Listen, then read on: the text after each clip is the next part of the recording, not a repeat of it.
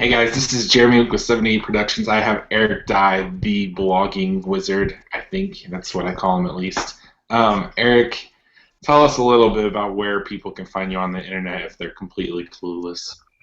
If they're completely clueless, they can look me up, Eric, ERIC, one word, .it. You can learn more about me there, or you can find most of my blog posts at Church Mag and a few other places, but you can check me out there. Yes, so we have been having a conversation. Church Mag has this private network where we, as all contributors, are talking behind the scenes to see what's going on. And one of the things that has been a constant conversation, I feel like, for the past 2 months has been websites. And the latest one was me saying, oh, I hate my website hosting. What are we going to do? How are we going to fix this? I feel like churches a lot of times talk about this, though they don't necessarily know much. And I feel like that I'm in the category a lot of times. Eric, you've been kind of a resource for me as far as trying to figure out if my site is even worth it. What do you feel like are some things that are like first know abouts as far as website hosting for churches, for bloggers, for anybody that really needs to be able to be online with a website? Well, I think the number one thing that you have to really look at and analyze is what kind of traffic am I going to have. The next thing that you need to consider when signing up for hosting is that it doesn't have to be forever. And I know a lot of people can kind of get into that trap of, oh, if I sign up for a year, I get 2 months free. That's, I could save $20 or that sort of thing. And I think that especially when you're first starting off, it's really important to just go month by month. I mean, I've been with hosts for over a year, and still I've yet to do the pay for a whole year, because it seems like a lot of these different hosting companies, a lot of them can kind of wane a little bit, and you may find yourself needing to switch. And there's nothing worse than being locked into a long-term deal. I hate to say anything sneaky goes on as far as that goes, but golly day, sometimes you wonder, you sign up for that year or two long commitment, and you're a little ways into it, and suddenly you're wishing you could bail, and you can't because you're locked in.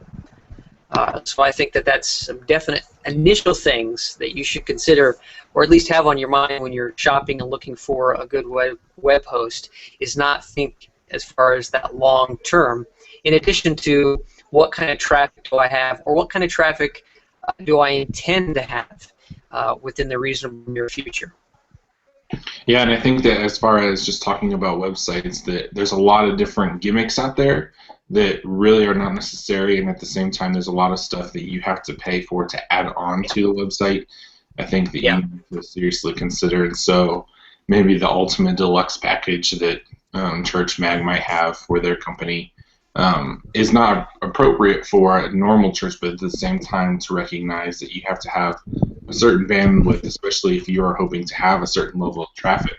It's all kind of coming to a head about the idea of virtual memory on a server, and so there's bandwidth of trying to pull the data, and that was fine for me, but then there's also when you share a server amongst 10 other people on the web hosting, for me, just the idea of you only get so much processing power before you run out. So do you have any things as far as those little tips of things that people need to understand as well before they get into it, or recognize that whenever things might fail, that it's something that's really out of your control unless you need to upgrade?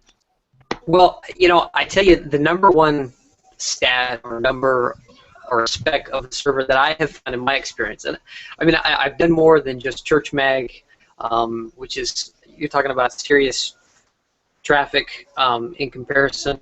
Jeremy, I think I may have just closed our Hangout. Did I just close my Hangout? No. I bumped the button. Sorry. You're not going to have nearly the traffic that a Church Mag has, and so you can't just compare it to that. But even that being said, dealing with lower traffic websites, I have found the number one things that you run out of is your CPU, or some hosts have different ways of measuring that, but that's going to be what you're going to run out the most.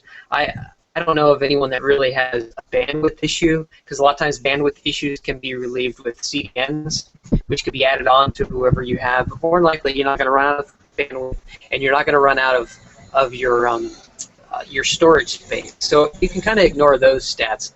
in my personal opinion, those are some stats that you can avoid. What you need the most is those CPUs, because, I mean, that's really the horsepower of your website. Just like with your computer, you know, you can run up your RAM all you want, but it's that CPU that really is where your processing power is. So if you get a user spike, that's going to be pulling on your CPUs. So that's the number one thing that I really look at when I'm looking at the host. And you know, you were talking about add-ons. As far as, you know, you might not need something as big as Church Mag, you might need something smaller, so you don't need all the bells and whistles. But funny thing is that I have found that when it comes to shopping for web hosts, usually the less bells and whistles, the better. Because what you're paying for is you're paying for a quality server. Because what you get with your GoDaddy or some of these other services, what you're really adding on and paying for are things that you just don't need. You know, they're selling you little gimmicks. When really what you need to be paying for is that processing power and those kind of things, not the as you said, gimmicks. Yeah. And as far as the CDN, I think that's a key point for, especially if your website starts to get big and people are really drawing from you, and maybe even the point of having images. I think that Church Mag is not necessarily image heavy, but has the capability of being image heavy. Well, yeah, you know, it's funny you would say that, because even with my current host, I have the ability to handle a lot of traffic on Church Mag. I recently had to switch over to a kind of a CDN hybrid for my naked URL, because I had enough hits, just a few hits, on my vast number of images that it was really hurting the processing power of my server. And so I was able to use the CDN to kind of buffer that away, keep it off, and not draw on my server. So yeah, you're right. There are some other little things like that. But most bloggers, most churches, when they looking at this, you know, you hear us talking about CDNs and these kind of things. You don't really need to be worrying about that at this stage of the game. If you do really need to be worrying about that, my guess is that your church is big enough that you may be having somebody on staff to deal with it. Yeah. To be honest. So I feel like there's a lot of options out there for people as far as church website hosting. If they're new to the game of trying to set up their own blog, something that maybe they're posting to every single day, and I don't know, maybe up to 5,000 people, that unique visitors that they see a month is their goal, what kind of hosting would you say that they should start off with company-wise? Who would you recommend? Well, if you're running on the WordPress platform, my first recommendation would be WP Engine. I have tried several different companies, and they are one of two that I highly recommend. And as far as WordPress goes, you save a little bit of money because they do a backup of your site as well, which, depending on the size of the site, you may want to back up to your backup. It sounds a little crazy, but when you start talking about thousands or tens of thousands of blog posts, then you're dealing with a lot of assets that have to be protected. Just like you have car insurance on your car, you're going to have to put insurance on your digital property. That being said, they offer, depending on the plan that you get, sometimes you can get a pre-built CDN. There's a lot of things it takes care of. It takes care of updates. Some things that could be a high value, especially with the church website, when you might not have somebody that can really be micromanaging it. If you want a little bit more options, like maybe you want to have more than one website hosted, say you have a church website and then you have a youth ministry website, or you're a blogger and you want to try out a new blogging project, okay, and you want to have a little bit more flexibility, then I would recommend going with Media Temple. I use their DV service, which is probably more than what most people would use, but their grid server, although it's had some bad rap over the past couple of years, they've relaunched it. So they've got new hardware and it's running a lot better. Now that kind of hosting is $20 a month. When you consider the fact that you can run, like currently I'm running on, before I moved to the DV, I was running 20 different WordPress installs on a grid server. So that's a website. You can put up even more than that if you want. It takes a little bit more technical knowledge, but for the most part, it's a lot of one-click install kind of stuff. And with them, you're not paying for a lot of those extra things we talked about at the beginning. You're just paying for a quality server and service. So that's my other recommendation. Now I know there's cheaper options out there, and I've tried them, and be careful. Let me just say, be careful when you start Googling these different servers, because you will find good and you will find ugly on every service out there, guaranteed. Well, and so that's another. For us Americans, I equate it to the pasta sauce dilemma of you want to have a great tasting pasta, you want to have great sauce on it. If you go to Walmart, you're going to get, if you go for the cheapest one, as the mentality is with Walmart, you are not going to get anything good. And it's like there's a level of cheapness, but it comes out so bad in the sauce that you don't even want to order it. And so you actually get the name brand stuff, the stuff that's actually worth it, or you just scrap it and you make your own. And so I think that that's kind of like what you're saying.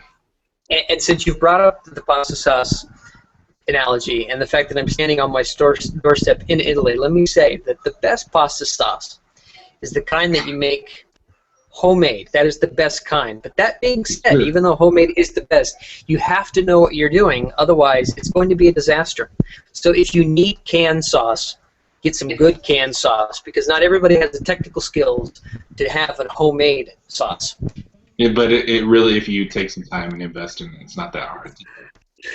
That's true. That's true. That being said, I think we can tie it all back into web hosting. Just know what you're doing. Make sure that you actually value what you are putting on your website and valuing the hosting in and of itself. Eric, the dreaded question, what is something you're doing online that you want people to read?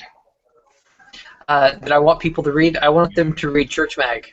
Yeah, but what specifically? Something specific. Oh, what specific? All of the posts.